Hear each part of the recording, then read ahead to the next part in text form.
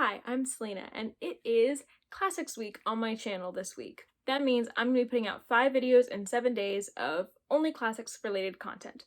I will link the playlist above if you've missed some of them and want to see the whole series, but this video in particular is going to be classics recommendations for beginners. So I was a beginner with classics not too long ago. I read classics throughout school, but we only read a very specific type of classics. Usually they were American, usually they were written in the 20th century. Classics to me are like any other genre. If you like them, and you can find your niche. They're not objectively for everyone. And if you start in the wrong place, it can really put you off on classics as a whole when this is a very, very diverse genre. Also, a lot of classics are just very different in story structure or in language, and it can make them really hard to get into. And I know when I was in school, my reading level was not at a place where I could enjoy classics fully because I couldn't get past the language. And so this video is going to be a recommendations list of the classics that I think are really great starting points to get into the classics.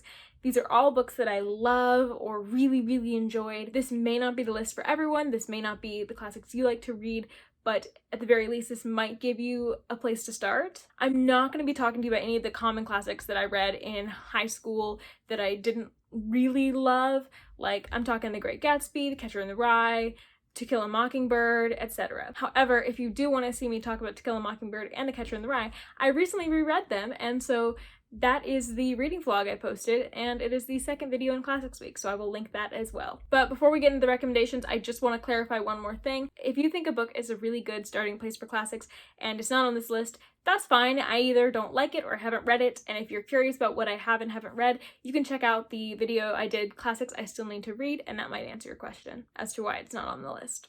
Without further ado, let's get into the recommendations. Okay, so I said I wasn't gonna recommend any of the common ones you read in school.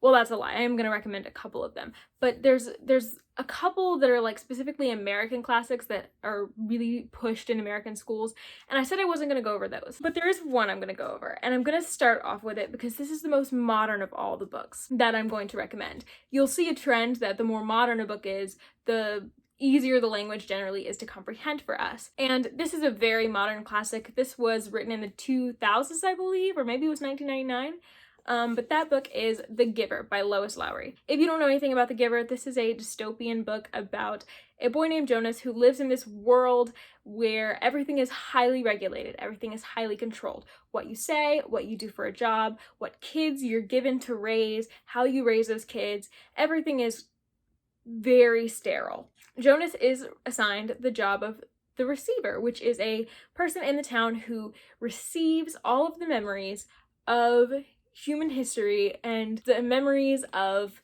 tragedy and joy. And he slowly throughout the book kind of unveils the darker side of his town and his job, and he has to make some really tough decisions to do what's best. I read The Giver when I was 12 in 7th grade, and it kind of went over my head back then, but I recently reread it last year in December, and I fell completely in love with it. Gave it 5 stars upon reread. I had forgotten so much of this book and forgotten how impactful in such a subtle way this book is. And it's quite short, and it's got very modern language because it really is a modern classic. I'm not even sure if everyone considers this book a classic, but I sure do, so it's on the list. But moving out of the more modern classics, I think the hands down best and most easy place to start in a bit of the older classics is with Grimm's Complete Fairy Tales. Grimm's fairy tales are very simple and short, and they're just all really quirky and fun and dark. And so they're kind of a joy to read and experience or re-experience, because a lot of us know these fairy tales from Disney movies, Cinderella, Sleeping Beauty, etc. You can see the bones of those stories are in this book. And Grimm's fairy tales are always really easy to wrap up. They're really short. Andersen's fairy tales I love even more because they have more detail and they're a bit more emotional, and they're his own work, so they much more follow a story sort of structure rather than an oral folktale sort of structure. But these are by far the easier to read than Anderson. Anderson has a lot more detail. If you like fairy tales, I highly recommend them both, but I do think the best starting place is with Grimm's. Moving on, but continuing on the same sort of thread, I think the next step up from Grimm's fairy tales is reading children's classics in general. I have several to recommend to you today. The first couple I'm going to talk about are more in the fable or like fantastical side of things, and the next few are realistic. The first one I'm going to talk about, though, is the only one that I read as a kid, and that is The Little Prince by Antoine de Saint-Exupéry. This is a French fable. It was written in the early 1930s or something, late 1930s, I don't know. But it's in translation, and I think it translates really beautifully. This is a very simple story. The writing style is very simple, so much so that I, who was not reading classics, I didn't struggle with this one. This one, the meaning sometimes went over my head a little bit because this is a very deep book, but the language, it was perfectly good for me to understand this at the age of 9. The Little Prince is about a little prince who lives on an asteroid and decides he wants to see more than his little asteroid, and he finds himself on Earth. A pilot has also recently crash landed into the Sahara Desert, and that is also where the Little Prince lands. And the two meet, and the Little Prince tells him his story, and they form this really beautiful friendship. And that's what this book is. It has a lot of life lessons, and it's just so sweet and kind of sad. So if you like that, I highly recommend The Little Prince. Moving back a level, I would say, I have Winnie-the-Pooh. This is a very simple classic. It was clearly very much written for children, and I'm sure you know about Winnie-the-Pooh. There's a movie. If you're interested in this story, the classic is really cute. Moving up a level in the children's classics, I also recommend The Wizard of Oz and Mary Poppins. These are both very nonsensical and kind of odd, funny stories, but I recommend them both. They were both written in the early 1900s, and so around the same time as Winnie-the-Pooh and The Little Prince, and the writing styles are still very easy, very accessible. These are also stories that I'm sure you know, and so reading the originals, The Wizard of Oz is very much like the movie with some key changes, and Mary Poppins, I've heard there's some things that are in the movie and some things aren't, but, you know, the story, it still might make it easier to get into the stories if you know the premises. Moving on to one of my favorites that was actually really hard for me to read as a kid, and that is Alice's Adventures in Wonderland. I read this as a kid and I didn't really get it. The language was too much for me, and when I tried it again as an adult, it was so good and I loved it so much. And I couldn't even believe that the language was that difficult for me. The language feels a lot easier for me now. But this wasn't one of the first classics I started with, so that might be it. It's one of the first, but it's not like I'd read harder stuff before this, so yeah, take that as you will. But I still highly recommend this. I love this story. I'm sure you've seen some adaptations, or you at least know the premise of the story. It's very popular, and I highly recommend the original. I highly recommend starting with Tenniel illustrations if you are going to read Alice. In my opinion, the next one is the hardest of the fantastical children's classics to read, and that is Peter Pan by J.M. Barrie.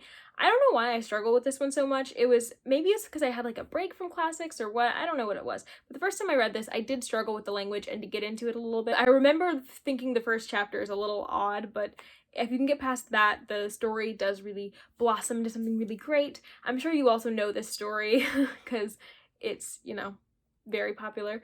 But I do highly recommend the original. It is dark, it is whimsical, and there's just some really key, sometimes darker and sometimes more thematic differences in Peter Pan from between this Peter Pan and the adaptations that I've seen. Moving on, if you've already read those or fantastical children's classics aren't your thing, I have some realistic ones that I recommend. The first of those is Anne of Green Gables by L.M. Montgomery. This is to me, it's one of the easiest children's classics that I've read that is, you know, this thick and realistic. Realistic classics tend to be a bit longer and they tend to have more character substance to them, I would say. It's less about plot and more about like Anne's journey through life. This is about an orphan girl who is adopted by these two siblings accidentally. They wanted a boy, they got Anne, but she slowly charms the whole town, and it just is a really sweet story about Anne growing up. Classics are going to be a bit slower paced and they are going to have a bit more detail, and Anne, I think you can definitely feel that with Anne. You don't feel it so much with the children's classics, I would say, the fantastical ones, but with the realistic ones, I think you can feel it, so if that's gonna be a problem, maybe don't start with these. The next classic I'm going to recommend is kind of a more modern one. It came I know it was out in the 1940s or 50s or something, and it's a little bit older than I would say the children's classics that I'm recommending, but I want to recommend it here because that's where its level of difficulty is to me. And this book is kind of unlike anything I've ever read, and that is I Captured the Castle by Dodie Smith. This is a story about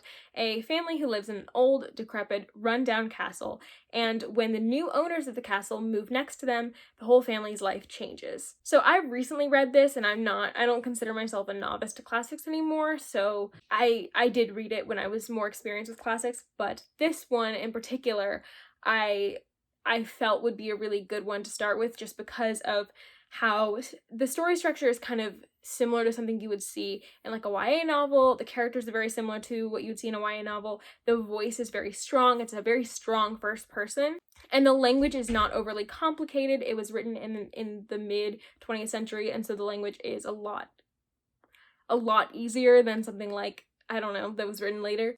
This one not a lot of people have heard of, and that's really sad because it's so underrated and so good. This I would recommend if you want to read Jane Austen or the Brontes or the Little Women, but you think those could be a bit too complex for you right now. This is a really good compromise because it has elements of all of those books and also is completely its own and goes in directions you're just not expecting while having really accessible language. Next, I have one of the classics that I started with when I was getting into classics. This is the book that made me realize I could love classics because I wasn't expecting to love this. I was reading it for a class I was in, and I just wasn't expecting to love it at all, and I was charmed by this story. And that story is Little Women by Louisa May Alcott. I love this book. It's very thick. This is actually 2 books in one. Little Women is usually a bind-up of the 2 books in the series, and Little Women follows 4 sisters as they grow up and as they learn to be the best versions of themselves. This is a really sweet yet very character-driven, kind of slow story. I've heard people say that this is a bit boring for them, and so that's why it's so high in the children's classics. Like, I would consider this a harder read than something like I Captured the Castle, Anne of Green Gables, Peter Pan, all of it, just because a lot of people get stuck on the details or get stuck on the lack of plot that seems to be there. This really is a character-focused, we follow these people growing up kind of story. And if that's not your thing, this may not be the place to start. To me, the writing of this classic was a lot more accessible than I was expecting, and so you may find that that is the case with you. And if so, I mean, you can't go wrong with reading it. And then finally, I'm going to get into more classics that are geared towards adults and have a little bit more complex writing or themes or character structure or plot structure or whatever it is. But I still think could be really good introductions if you read all those or aren't interested in children's classics or think you know, are ready for these. Here's what I recommend. First, I'm gonna recommend a short story because it's so short and I remember enjoying this in school, and that is The Yellow Wallpaper by Charlotte Perkins Gilman. Is that her name? Yes. This is a story about a woman who is diagnosed with some sort of mental distress, and she is put on the rest cure. And if you don't know what the rest cure is, I highly recommend you look it up, but it's basically this treatment plan that doctors would put women usually on when they seem to be exhibiting symptoms of like a mental disorder or mental distress. They would be told to pretty much only rest. They couldn't exercise, they couldn't read, they couldn't write, they couldn't do anything that would exert any physical or mental energy. And so basically all they could do was sleep and rest and just sort of stay in one place. Our author, Charlotte Perkins Gilman, was actually put on the rest cure and hated it and didn't think it helped her at all. She thought it made her worse. And so she wrote this kind of gothic, a little bit horrific short story about a woman who is put on the rest cure. And this story actually stopped a lot of doctors from prescribing the rest cure after they read this. And I really love this story. It's my favorite short story, hands down. I just highly recommend it. And it's only like, this copy is 15 pages. This is a 15-page thing, and the first person is really easy to follow. I would say the language is a lot less complicated. It really just gets right into it. Highly recommend this. Then I'm going to recommend a play, and that is Mrs. Warren's Profession by Bernard Shaw. This is a play about sex work. Mrs. Warren is a sex worker, or she's in the business of sex work. I don't know if you could call her a sex worker herself. That's up to interpretation, I think. But basically, Mrs. Warren is a woman who makes her money in the profession of sex work, and has come to have a relationship with her daughter, who she's kind of estranged from, and her daughter is a very independent woman who has no idea what her mother does for a living. And these two meet and kind of clash, and there's a lot of other characters. This book does not demonize sex work. It mainly just talks about it explores sex work and why it exists, why women need it, what is it doing, the morality of it, in not a really preachy way. Like, it really doesn't give you any answers. It lets you decide things for yourself. This was very scandalous for when it was put on the stage. It was scandalous for anything like this to be discussed, for these characters, Mrs. Warren, to be given a voice and to be able to defend her profession, and to be able to, for this to be taken seriously was really something. As well as this being crazy interesting, the language is also really accessible, and it's also really funny, and I highly recommend it. Next, I'm going to be getting into some more gothic type books that are really common from the Victorian era, and my first one of those is a short story, and that is The Strange Case of Dr. Jekyll and Mr. Hyde. So this short story, if you know the plot, you know it, and if you don't know the plot, I don't want to tell you anything about it, so I'm just not gonna. It's a gothic short story. It's dark, it's creepy, it's a little bit slow, but I think the pacing is better than most gothic short stories. A lot of gothic short stories, like those written by Poe, are very slow until they kind of explode in the very last few pages, or like last few sentences or something. But this one, I was intrigued the whole way through. There's other gothic kind of novellas, novels that other people have recommended as beginners. I've seen people recommend Frankenstein. I've seen people recommend The Picture of Dorian Gray. I struggled with the language in those a lot, but this one I didn't really struggle as much with. And so this is the one I'm going to recommend, especially because the story is so well known. That could take some people's enjoyment out of it, but if it doesn't, then this is a really good one. And if you don't know the plot, then this is a really good one to read. Moving on, this is one where I've heard this recommended, but I didn't read this in my beginning phase, and so I don't know how I would have reacted to this if I'd started with this. But I have heard a lot of people say that it's easy to get into, or easier to get into than a lot of classics, despite its size, and that is Jane Eyre by Charlotte Bronte. I read this recently and I really loved it. This is a very strong first-person narrative from Jane Eyre. She's growing up without any money, without any connections, etc., and her only option basically is to be a governess, and so that's what she does, and she starts being a governess for the elusive Mr. Rochester, and her life goes from there. I would say there's a lot of detail in this book. It can be a bit slow at times. It definitely is slower than books we're used to today. It's quite thick. It is very much of its time in those ways, but I would say that Jane Eyre's voice shines through and can really help that language not get you down. The most remarkable thing about Jane Eyre is Jane's voice. A lot of people who love this book love it for Jane's voice, including me. Also, this is a gothic book. It's like a gothic sort of coming of age mix, and the gothic elements, which start later in the book, well, they're kind of always there, but the really gothic elements start later in the book, and those are really interesting, or they are to me at least. I love a gothic novel. I love the gothic feel. I Captured the Castle has it. This book has it. I love it. And then my final gothic novel I'm going to recommend is Lady Audley's Secret by Mary Elizabeth Braden. So this is a sensation novel, which is a subsection of the gothic genre, but sensation novels were much more focused on sensation rather than creating a feeling, I would say.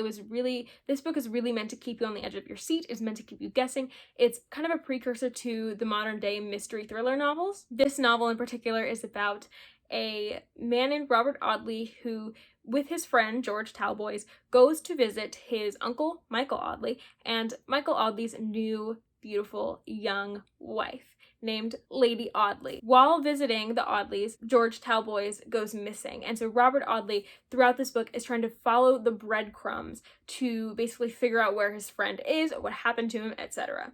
I highly recommend this if you're interested in that synopsis. It does have, again, it has more detail. It can move a bit slow at times, but I was thrilled through the whole time. And the writing honestly wasn't that hard. The detail is excessive, but it's kind of like that for a reason. And I didn't find it as nearly as hard to read as some others with a lot of detail. I'm looking at you, Dickens. For me, this book is just so interesting that it is worth a read. I would say the mystery isn't the most mysterious of the mysteries, but it's also, we have to just remember that in the time this was going to be a serial novel, so people wouldn't, by reading this novel in one piece, we're basically binging it, and people would have had time to forget some things and re-speculate.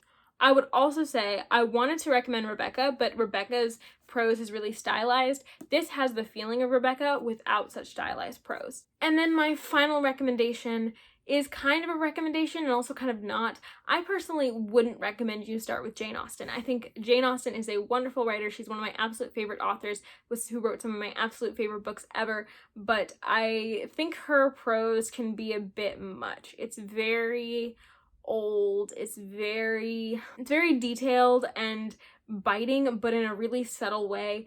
A lot of her wit is kind of buried among the excessive detail that Jane Austen gives. I personally did actually start with Jane Austen. I was in a Jane Austen class, and just because I wasn't trying to get into classics, I just wanted to see if I could like her. I hadn't really ever read her books before, and so I just decided to take it, and I loved it. I loved her books. The first one we read was Persuasion, which is quite short. So if you want to start with Austen, you could start with this one. I remember the first fifth of this book was pretty hard for me to get into, or the first fourth or whatever, but eventually with the conversations in class and getting used to the prose, I was able to read this book, but I, again, don't really recommend Jane Austen as a starting point. If you insist, because I know a lot of people do, I know a lot of people are interested in getting into Austen, I personally think that Pride and Prejudice is a really good place to start because its story is so well known and so scattered among other media that I think that this one could actually really be a good place to start with her. Just gonna give you some quick tips really quickly with reading these classics. Find your pace, don't give up, know that the language is hard. Use an audiobook if you're really having trouble. Sometimes audiobooks can help. I listened to Dr. Jekyll and Mr. Hyde on audiobook through LibriVox, which is an amazing app that has a lot of classics on it that are free for you to listen to, and so I'll link it down below. Also, just know that one size does not fit all with classics. These are classics that worked for me to get into classics, or I think would work for people, but it may not work for you, and that's okay. Keep exploring, keep reading, keep trying, and you'll get it eventually. I'm Selena, and these are some of the classics that I recommend you start with if you're a beginner. Thank you for watching this video. I will see you next time. Bye.